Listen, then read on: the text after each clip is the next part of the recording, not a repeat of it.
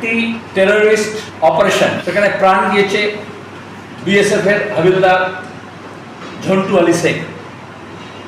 নাম শুনলে বোঝা যায় তো বিএসএফ এর হাবিলদার। ভারতের সেনাবাহিনী যারা এটা অপারেট করছিলেন তারা তার প্রতি শ্রদ্ধা জানিয়েছেন যে তার জীবনটাকে সে দিল এই অ্যান্টি টেররিস্ট অপারেশনে। এবং এই নামে বোঝা যায় সে একজন ব্যাকওয়ার্ড, পিছিয়ে পড়া। ঝন্টু আলী শেখ মানে হচ্ছে সেটা পিছিয়ে পড়া না, ওবিসি। তাহলে কি বলবো তুমি? যারা লাশের ধর্ম খুঁজছে তাদের বুঝতে হবে তাদেরই ভাইবাদী যারা ধর্মের নামে লাশ তৈরি করে। যে প্রতিশ্রুতি দেওয়া হয়েছিল সেটা কোথায় গেল? এসব প্রশ্ন করার সময় নাকি, যেহেতু প্রশ্ন বললে বলে সেখান থেকে মুখ ঘুরিয়ে যাতে নিজে আয়নার সামনে না দাঁড়াতে হয় সেই জন্য তারা এখন তারস্বরে চিৎকার করছে। এটা দেখবে ওই পিকে একটা সিনেমা এসেছিল, যখনই ওখানে কোনো যুক্তির কোনো প্রশ্ন করা হতো তখন সমস্যায় বলা হতো হই করে ভজন করো, যাতে আসল প্রশ্নটা ধামাচ করে। এই যে কাশ্মীরের টেররিস্ট অ্যাটাক, এরপর অত্যাধিক ভাড়া বিমানে সাধারণ মানুষের অসহায়তার সুযোগে এই কোন ধরনের লুটাদের রাজত্ব এখন দেশের সরকারি করছে, দেশের প্রশাসন করছে, দেশের ব্যবসায়ী করছে, কত দেশের প্রেমিক তারা। এই জন্য আমরা বলি পাবলিক সেক্টর রাখতে হয়, কারণ তাহলে দাঁড়িয়ে অন্তত বিপদের সময় তাকে ইভ্যাকুয়েশনে সাহায্য করতে হয়।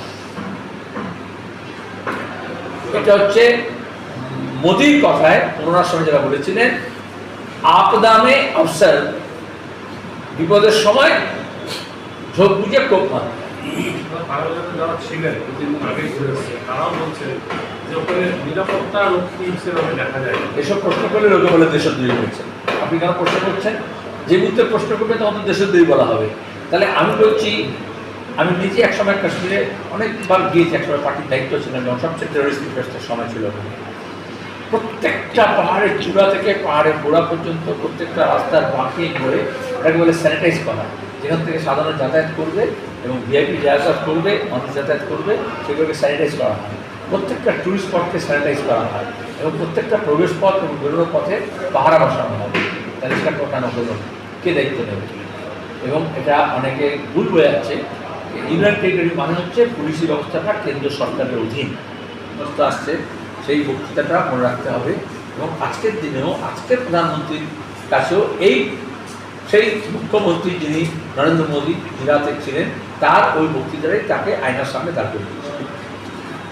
এই যে যুদ্ধের ঘোষণা কাদের বিরুদ্ধে? পাকিস্তান। আমরা রাজনৈতিকভাবে আবদ্ধ নাগরিকদের বিরুদ্ধে যুদ্ধ ঘোষণা করে ফেলছি না তো? এই যে যুদ্ধ ঘোষণা, যখন এই ধরনের ক্রস বর্ডার টেরোরিজম হয় তখন সীমানার এপারে যারা আছে তাদের সবাইকে একটা করতে হয় এবং বিদেশি শক্তি যাদের নজর পড়ছে আমাদের দেশের উপরে, সে যে কোনো দেশে তাই হয়, তখন সেটাকে সংঘবদ্ধ ঐক্যবদ্ধ করতে হয়। সীমানায় যদি যুদ্ধ হয়, হবে না, লিখে নাও, এরকম যুদ্ধে দামা বাজানো হয়। বাংলাদেশে নিয়ে 6 মাস তোমরা করেছো এরকম অনেক, এবং অনেক কথা আমরা শুনেছি, কিন্তু তারপর তো দেখা গেল ইউনূস আর মোদি বৈঠক করে নিয়ে